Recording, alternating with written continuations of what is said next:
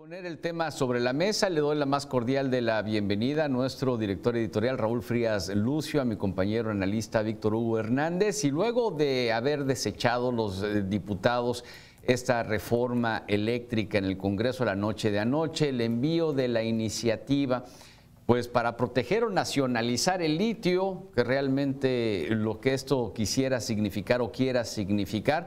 Bueno, pues, ¿qué es lo que sigue? ¿Qué pasará con el sector eléctrico y energético de nuestro país? Caballeros, les dejo el tema sobre la mesa. Muy buenas tardes, muy buen inicio de semana. Eduardo, muchas gracias, qué gusto saludarte. Buen lunes. Víctor, ¿cómo estás? Qué gusto saludarte. Claro. Y bueno, a ver, ¿se ganó o se perdió?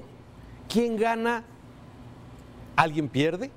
Hay muchas preguntas, Víctor, que me parece que desde ayer, luego de seguir paso a paso esta sesión del Congreso de la Unión, donde finalmente no se alcanzó la mayoría calificada de parte de los diputados de Morena, y esto, bueno, de alguna forma, pues no caminó, digamos, esta modificación de la ley de la industria eléctrica, como ya se ha venido comentando. Pero, a ver, ¿qué es exactamente, más allá de los temas técnicos que ya escuchamos a los especialistas aquí en Mega Noticias, a Monroy, a Oscar, muy interesante lo que comentaban hace unos minutos, sí, de que pueda o no bajar el precio de la luz, que es lo que esperamos los mexicanos, tener un abasto suficiente de luz, que tengamos una energía barata, que sea generadora por fuentes limpias, y que haya suficiente para seguir fomentando la inversión. Eso me parece que debería ser lo fundamental, pero seguramente la mayoría de las personas, Víctor, no estamos muy, digamos, en los temas, en los detalles técnicos de este asunto. Lo único que vemos en redes sociales y desde ayer es que están enojados. Están muy enojados y es un mismo discurso el que maneja el presidente López Obrador y todos sus seguidores, empezando por Claudia Sheinbaum y de ahí para abajo, todos señalando exactamente a los apátridas de los diputados de oposición que votaron en este sentido. ¿Realmente son apátridas? ¿Realmente los patriotas son los diputados de Morena? Sí, son preguntas que yo me he hecho esta mañana, Víctor, y que no tengo claramente esta idea. Yo lo que veo es un mismo discurso de gente muy enojada a favor, o los que están normalmente a favor de López Obrador, y veo también a una oposición que celebra, pero que celebra también que sí, que no tuvieron mayoría calificada, pero sigue siendo desde luego una minoría frente a la gran mayoría de Morena. Un primer comentario, Víctor. Sí, Raúl, difícil saberlo, ¿eh? Difícil saberlo. Bien dicen que la historia se escribe y difícilmente cuando estás inmerso en ella o la estás viviendo puedes hacer un juicio objetivo. Tienes que dejar cierto periodo de tiempo para poder hacer balances y sobre todo para llegar a juicios que caen mucho en el terreno del dogma, en el terreno de la creencia. ¿Cómo es eso de nacionalismo? ¿Cómo es eso de independencia? ¿Cómo es eso de autonomía? Porque son conceptos que se prestan mucho al manejo ideológico. Dependiendo de qué lado estás y cómo concibes la vida, es como los ves y los entiendes y los percibes. Por eso es comprensible que ambas partes digan que han ganado lo que han podido, ¿no? Que han ganado en su mayoría. Lo cierto es que en política, como en otras muchas cosas de la vida, ni ganas todo ni pierdes todo. Y aquí, en efecto, ninguna de las partes ganó todo, pero tampoco perdieron todo. Realmente, el verdadero pleito es el que se viene por delante, Raúl, que es el pleito todavía que se mantiene de tipo ideológico.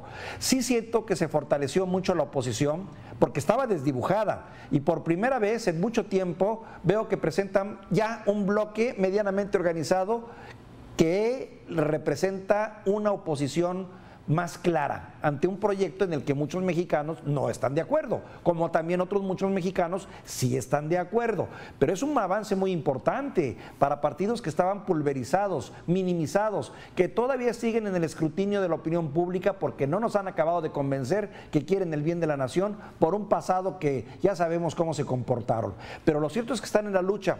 y quedan en posición para ahora lo que viene por delante, que es la reforma electoral, que es también la Guardia Nacional y que también son las grandes empresas del presidente. Vamos a ver, esto se va a poner muy interesante. ¿Y de qué lado estás?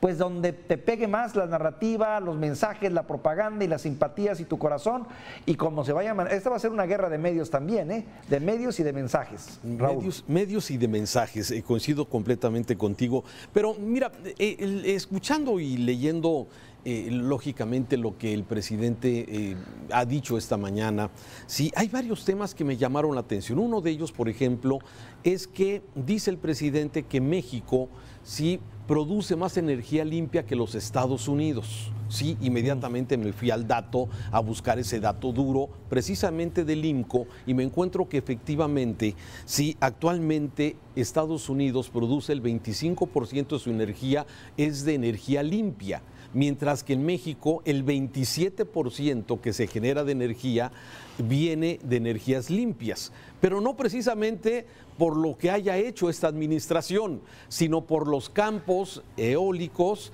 por los campos, desde luego, de campos solares que se han venido invirtiendo desde el 2013.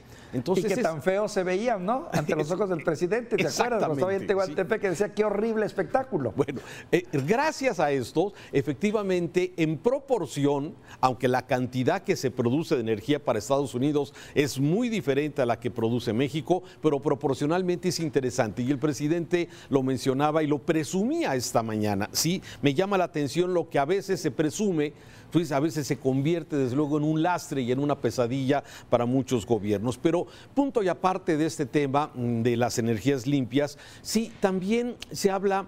Dice el presidente, por un lado, un mensaje medio contradictorio. Por un lado, está enojado porque no pasó, porque los diputados son apátridas, los de la oposición, pero por otro lado dice que así es la democracia, que la democracia así es, y de alguna forma celebraba que este acto también formara parte de un acto político. Sí, entonces, a ver, ¿se gana o se pierde? ¿O el presidente gana perdiendo?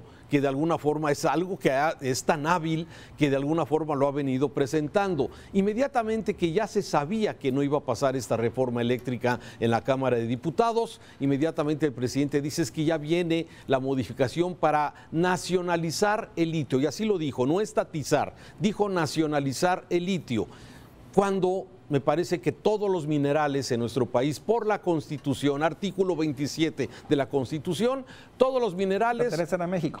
Son de México. Sí, aquí si el gobierno lo que quiere es evitar que haya concesiones privadas que puedan explotar el litio, sí, pues, simplemente no dar concesiones, no dar permisos, pero es donde sigue este juego de la gran narrativa, sigue este juego del presidente López Obrador, hablándole lógicamente a la gente, diciendo, bueno, no pasó la industria eléctrica, pero vamos a cuidar el litio para evitar que se lo lleven, pues, o que lo exploten los particulares. O sea, me parece que sigue siendo de alguna forma un discurso ganador del presidente frente a una derrota que es evidente por no haber logrado, que ya se esperaba. A ver, no es ninguna sorpresa el que no haya pasado con una mayoría calificada esta iniciativa de la reforma eléctrica. No es ninguna novedad, ya se sabía que no tenían los votos suficientes. Sin embargo, también, como tú bien lo señalas, vemos por fin, a una oposición más o menos organizada, más o menos en el mismo sentido, y más o menos ver partidos que son antagónicos como el PAN, como el PRI, como el PRD, verlos unidos ahora en una postura clara, esperemos que sea lógicamente a favor de México. A ver, Raúl, varios comentarios por lo que has dicho.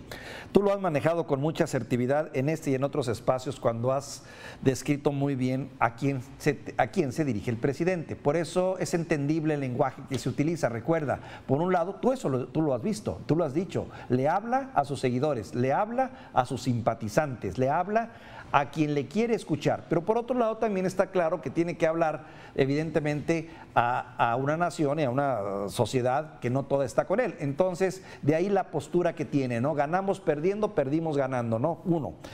En el otro sentido, lo que tiene que ver, te estoy diciendo de este doble lenguaje.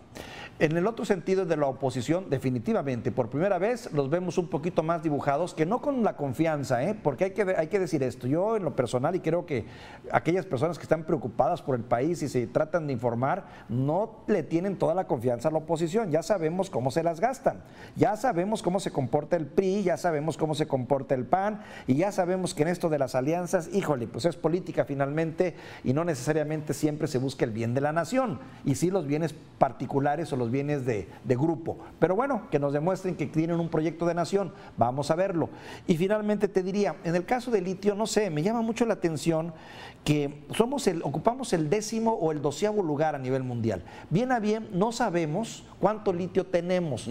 Solo hay una mina, la de Bacadewich, creo, que es en Sonora, que se está demostrado que es la que tiene el potencial de litio más importante, sin saber bien a bien hasta dónde es esa riqueza que tenemos. Dista mucho de ser esa riqueza que tenemos, o si la comparamos con los hidrocarburos. No creo que haya comparación, porque mira, estaba yo viendo qué países son los que más producen. Bueno, a nivel mundial está Australia con un 50%, Chile con un 23%, China con un 23%, pero ¿qué países tienen más reservas? Fíjate ese otro dato, es Bolivia, Chile, Australia y Argentina, y nosotros estamos en el 10º y 12º lugar, pero no tenemos ni la tecnología, ni el expertise, ni la capacidad para saber bien a bien ante qué estamos. Igual estamos sentados arriba de una gran mina de litio, igual no hay más en este país más que la parte de Sonora y los alrededores. Ve tú a saber todavía, Raúl. Sí, pero se oye bien. Claro, que desde el gobierno se diga, vamos a proteger el litio. Sí, que no habría necesidad de hacer ninguna iniciativa en este sentido, porque así lo marca la Constitución, pero bueno, es parte de esta narrativa. A mí me parece que Raúl, en el perdón que te interrumpa, Raúl, acuérdate exactamente de López Portillo cuando nos dijo que nos teníamos que preparar para administrar la abundancia. No vivimos uno de los periodos más felices de nuestras vidas cuando se descubrió este yacimiento de Calakmul, que nos dijo, ¿Calakmul? Creo que sí. No era Calakmul, era otro. No, era otro yacimiento, ahorita me acuerdo. Ese gran yacimiento de petróleo que se nos dijo, tenemos que prepararnos para administrar la abundancia. Fíjate, oye, ¿no se oye bonito? Se oye precioso, Raúl. Muy bien. Hay muchos políticos que son muy hábiles en esto de la narrativa, de los discursos, pero aquí lo importante me parece que para poder seguir avanzando, y es lo que esperemos hacia adelante, es el respeto al Estado de Derecho. Que realmente entremos a un nivel en donde el que la hace la paga, el que de alguna forma sepa que se iba a invertir en México, tiene la certeza de que no le van a cambiar la jugada, que las empresas que están actualmente operando sí sepan y tengan la certeza de que pueden seguir adelante con sus proyectos, y desde luego el gobierno siendo rector de las cosas. Pero bueno, ya veremos cuáles serán las próximas batallas. Por lo pronto, bueno, ahí está este tema de la ley de la industria eléctrica, que nos tuvo muy entretenidos, mientras que hay tantos temas que siguen desde luego pendientes, como el de la violencia, el de la salud, el de la educación, y ojalá poco a poco vayamos empezando. Fíjate, Raúl, que mencionaste un aspecto importante que vale la pena después desarrollar lo que se necesita en este país. Necesitamos, más que andar marcando y haciendo leyes, reformas o tratando de crear nuevos cambios a la Constitución, ser más creativos en las reglas del juego, que no necesitamos irnos por todo ese